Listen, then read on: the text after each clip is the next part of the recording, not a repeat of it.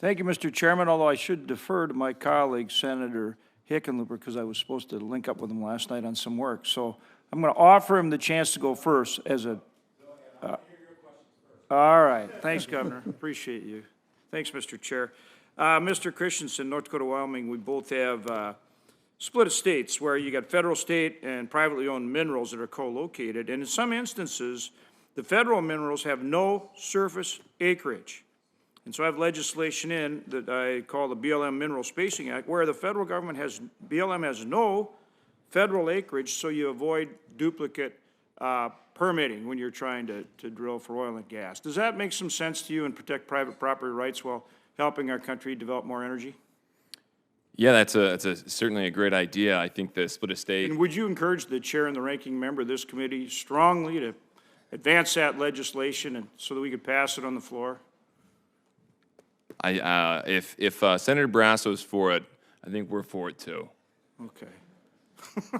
He's for it. Great. He's probably on it. Thanks. Did you want to add anything? Well, just on the split estate issue, it is unique that you have federal regulations that can control surface use, pipelines, right-of-ways, roads, when you are dealing with something that's owned underneath the ground. And so there is sort of a complicated maze here. And again, I said it earlier, our states don't just have giant blocks of BLM land. We have checkerboarded, we have state lands all in between. And so it's not a one-size-fits-all. There are a lot of places that could see development that simply can't because federal lands might restrict right-of-way access, and so they have no takeaway, things like that. So it is a complex issue that should be looked into. Yeah, thank you.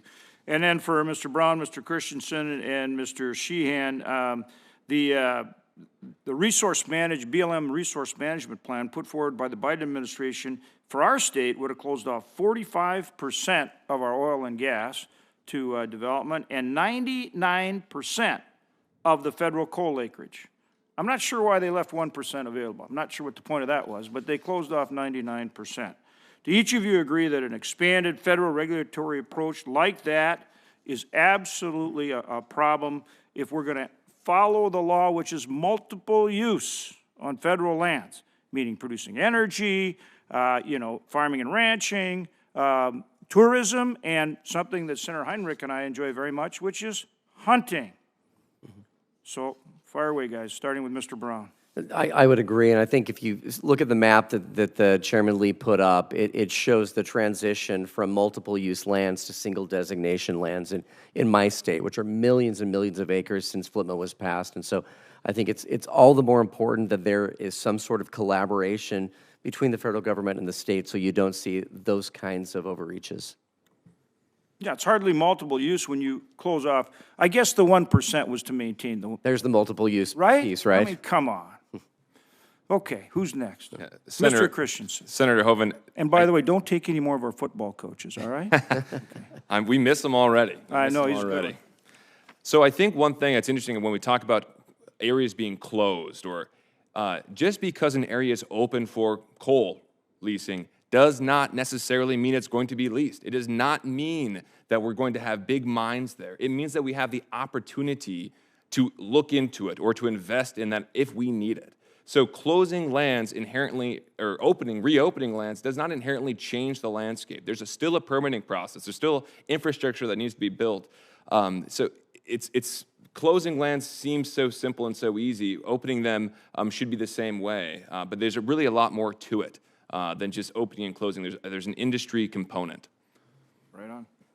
Mr. Sheehan. Yeah, certainly I think what Mr. Christensen said is accurate. Having lands open for any of these extractive uses still requires mining plans, still requires reclamation planning, still requires evaluation of multiple use, multiple resource uses, as well as Endangered Species Act, as well as National Historic Preservation Act, all of that. So I think when you have these open, there's still a lot of work ahead. But I don't know the exact specific details in the North Dakota plan, but certainly I'm a proponent of multiple use sustained yield. That is the tenet of. Well, I got to get one hunting question in. Okay, get that in. Yeah. I'm sure the ranking members worked you over on the hunting issues, but You know, any thoughts you have on what Congress can do to streamline the BLM planning and process and improve coordination between the state and the federal government as far as the hunting issues?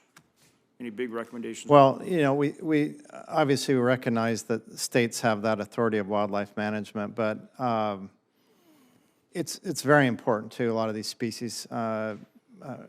Senator Heinrich mentioned, you know, migratory corridors and things. We've learned a lot, even in the last 10 years, about wildlife, and wildlife are struggling. Mule deer populations are down roughly 60% since the 1960s, and they continue to decline across the West. So we care about that, and I think, you know, as we undergo planning and we work together with states and listen and coordinate with state fish and game agencies and do our planning work, that we take those factors into consideration, try to keep those species around for. Yeah, it's actually the hunters that do a lot for livestock.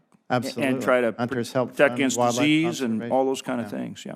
Yeah, there's lots of challenges out there, but appreciate your support and all of the hunters here on the committee and in the room who support mule deer. And yours. Thank you, Mr. Senator Hoeven, Senator King took issue with Mr. Sheehan because he doesn't represent whitetails. But as you know, the best states have both whitetails and mule deer, and the best state has whitetails, mule deer, and Coues deer, which is a very special white. It might be the only state. I'd have to look Yeah, I was for gonna sure. Which say. state could that be? No.